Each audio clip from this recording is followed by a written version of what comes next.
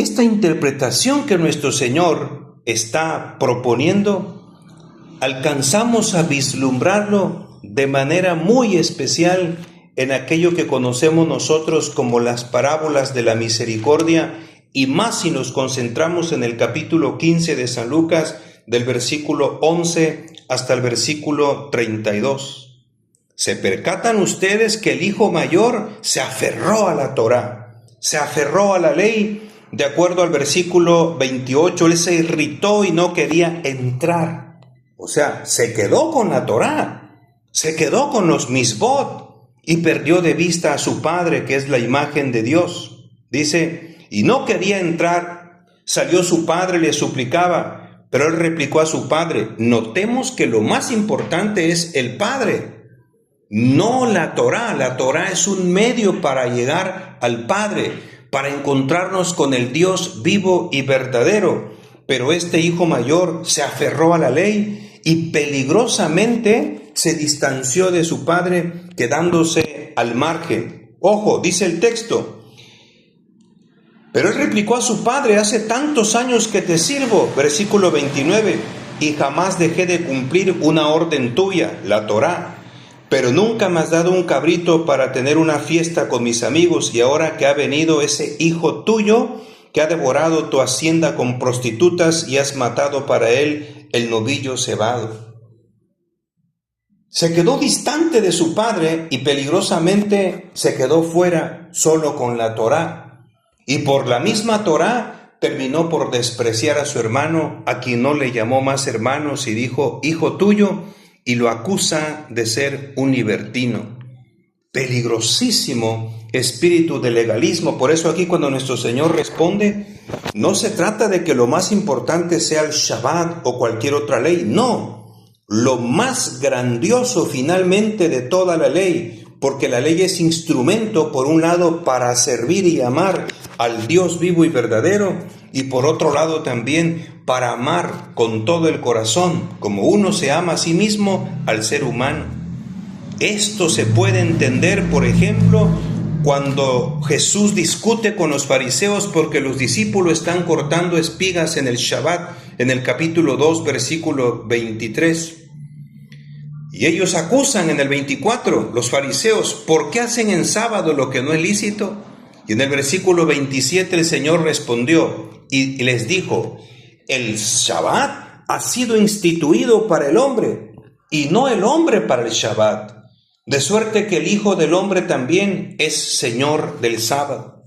Entonces la esencia de la religión judía, en el contexto en el que nuestro Señor Jesucristo vivió, no se trata solamente de una ley por la ley. La ley tiene como función ser un instrumento, un medio para dignificar al hombre, antropología, y por otro lado para dignificar a Dios.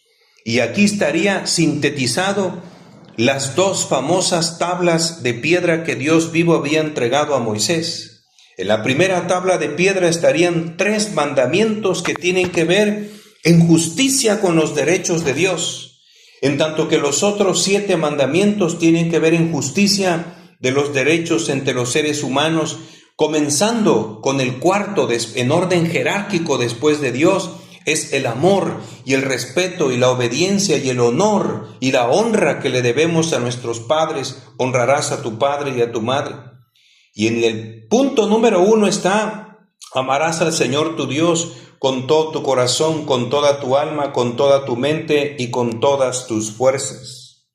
No se trata solamente entonces de la ley, por eso viene el agregado en ese versículo 33, cuando el escriba responde, muy bien maestro, tienes razón al decir eso, y repite otra vez los preceptos de la ley, porque es Dios quien habla ahí. Pero en el versículo 34 hay algo extraordinario, atención. Y Jesús, al terminar el versículo 33, dijo él, y amar al prójimo como a sí mismo vale más que todos los holocaustos y los sacrificios. Y con eso este escriba se puso indudablemente en la postura de Jesús, que se llama tradición sacerdotal, diferente de la postura tradicional de aquel tiempo que se llama tradición sacerdotal.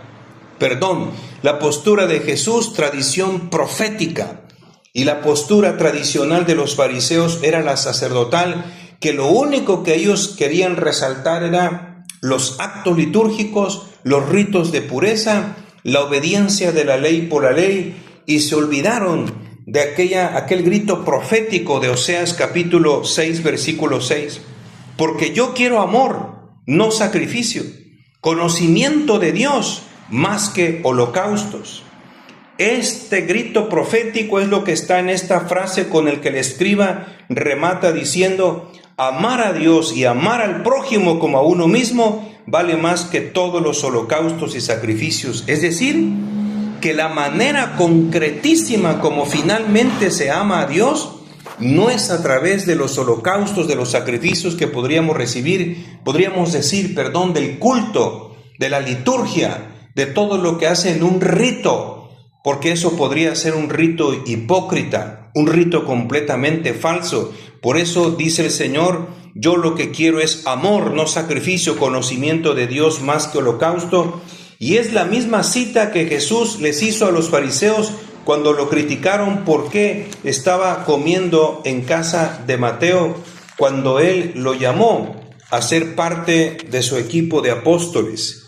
Fíjense que ellos critican Mateo capítulo 9, versículo del 10 al 13. Finalmente Jesús dice: id pues a aprender qué significa aquello de misericordia quiero, que no sacrificios. Porque no he venido a llamar a justos, sino a los pecadores.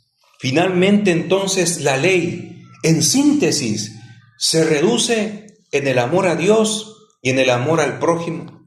Recordemos aquel texto que aparece en primera carta de San Juan, capítulo 4, versículo 20, donde quedó perfectamente relacionado ambas realidades, teología y antropología. Dice el Espíritu Santo: si alguno dice amo a Dios y aborrece a su hermano, es un mentiroso, pues quien no ama a su hermano, a quien ve, no puede amar a Dios a quien no ve.